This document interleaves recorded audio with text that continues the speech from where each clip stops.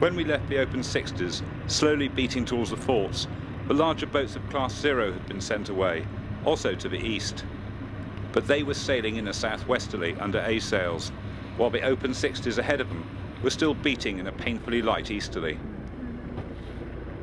Beau Geste went on to lead the Class 0 fleet across the finish line after nearly 4 hours of racing, but dropped to third on corrected time. The handicap win went to the STP 65 Rosebud, which finished second on the water, while Luna Rossa came second. The white group classes had a long postponement waiting for wind, but eventually, at 11:45, the SB3s were sent away west. There was another postponement after the first 4 classes had got away, and the starts at the end of the sequence for Victoria's and X1 designs were abandoned, leaving the boats trying to paddle back against the tide to their moorings.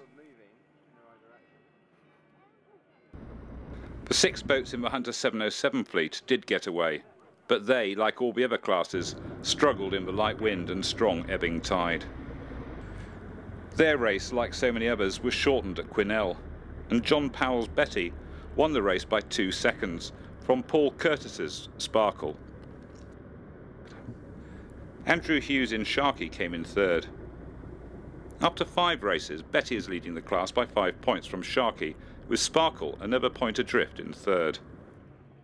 Mike Tong and Peter Wareham's Ciao Bella has sail number 1, which is appropriate since they won today and are also leading the class overall. Fuzzy Duck 7 was only 17 seconds astern in second place and also holds second overall at the moment. Third today was John O'Brown's Aeolus, which now lies 5th overall, but when the discard kicks in, they'll be challenging for the lead. Third overall is currently held by Neil McGrigo's Whitewater, which finished 4th today, but there's everything to play for at the top of this fleet, as the points margin is small. The Sonar and the Artemis 20s started together today. The unusual Artemis 20s are designed to be sailed by disabled and able-bodied sailors, and have an unusual 4.5 seating arrangement. Artemis 5 was OCS at the start, but worse was to come for the fleet, as one by one they overstood the first mark of Murray's and were swept past by the tide. We don't think any made it round, as when we went to press no results were posted for this fleet. The Sonars mostly made it round Murray's okay, although there were a couple of collisions with the mark. Simon Barter's Bertie has been winning all week, but that changed today, as Richard Bailey's We're Here came good in the light winds. They rounded Murray's in the lead and sailed away to a good win.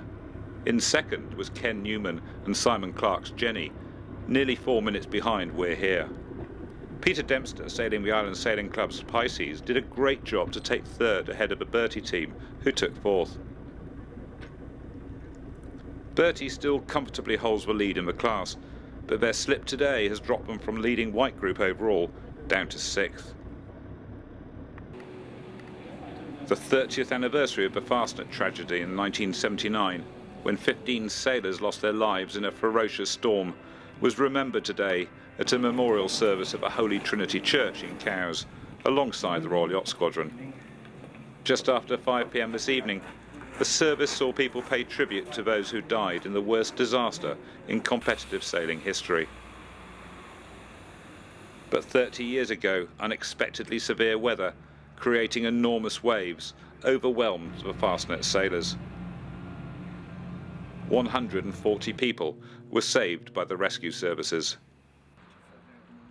Today, the church was filled to capacity, with many people standing, a sign of the scale of a tragedy in the sailing community.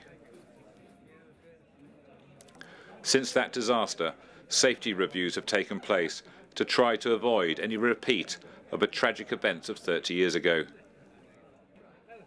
The 2009 Fastnet race starts this Sunday at midday from Cowes, with 300 boats and crews ready to take on this famous sailing challenge. That's it for today. Join us tomorrow for day 6 of Cowes Week 2009. See you then.